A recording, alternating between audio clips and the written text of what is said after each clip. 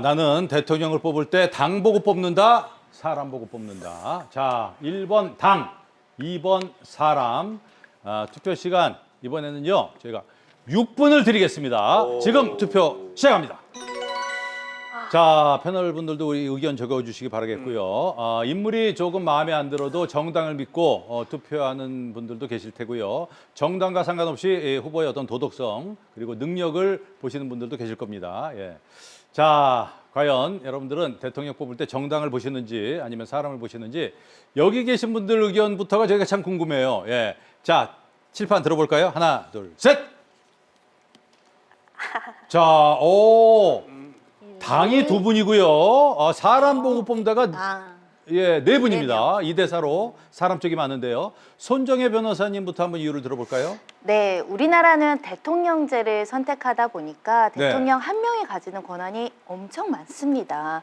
사실 그러다 보니 당 정책이나 이런 것들도 중요할 수 있지만 대통령이 누가 돼서 그 권력을 어떻게 행사하는지가 굉장히 중요한 제도를 채택하고 있고 특히 그 한 사람의 도덕성, 그러니까 인격이 굉장히 우리 사회에 영향을 많이 미치는데 여러 가지 말씀드릴 건 많지만 만약에 그 개인적인 도덕성이 조금 흠결이 생겼을 경우에 우리가 과거에 안타까운 사건들도 많이 봤잖아요. 뭐 친인척 비리부터 자기 관리를 못하고 자신의 어떤 권력을 남용함으로 인해서 구속되거나 또 우리가 아프게도 탄핵되거나 이런 일이 없게 하려면 개인이 걸어온 그 역사 그리고 개인이 가지고 있는 도덕성, 인품 굉장히 중요하지 않을까 합니다.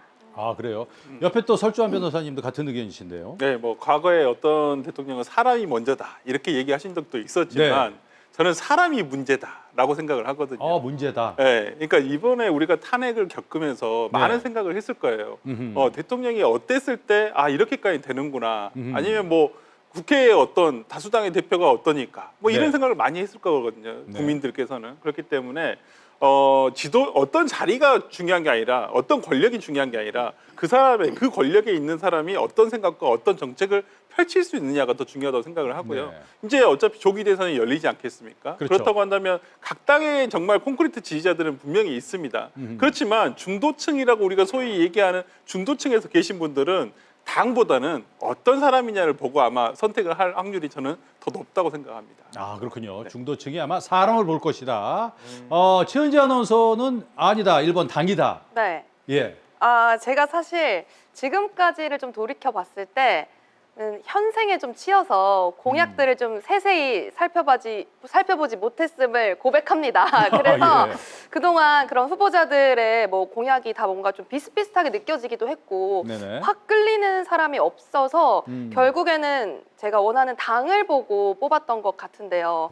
근데 또 생각해보면 내가 그 원하는 사람이 그 당 후보에 안 나온다면 그건 또 그거대로 많이 고민이 될 것 같기도 합니다. 그래요. 일단 대세는 당 쪽이다. 자기는 본인은.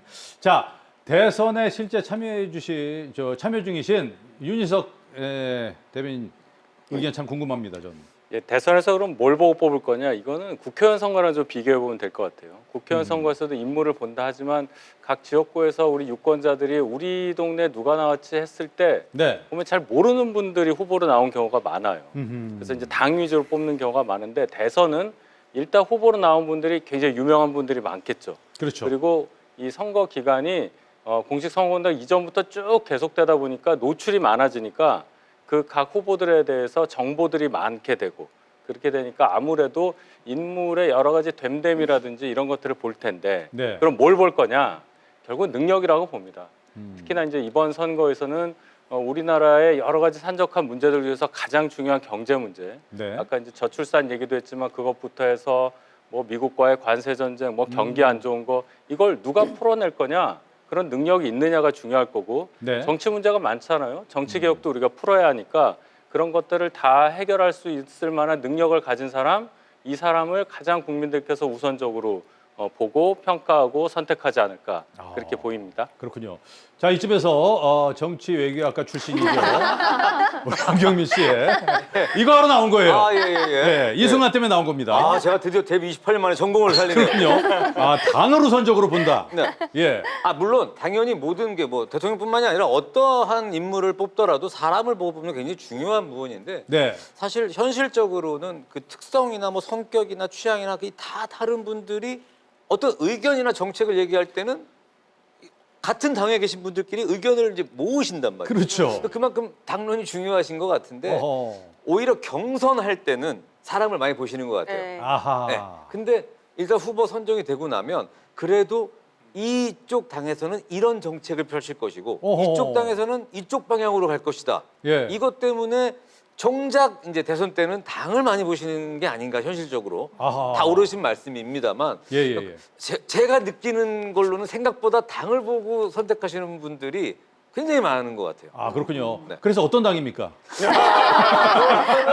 제가 예, 예, 이 자리에서 예. 밝히기가 좀 어려운 그렇군요. 알겠습니다. 부분이죠. 자, 박상희 교수님 말씀 들어볼까요? 저는 구체적으로 무엇을 어떻게 할 것이냐가 중요한 것 같거든요. 네네네. 그런데 이제 당 같은 경우에는 사람들이 당을 뽑을 때는 그 구체성을 본다기보다도 난 저 당이 너무 싫기 때문에 이 당이야.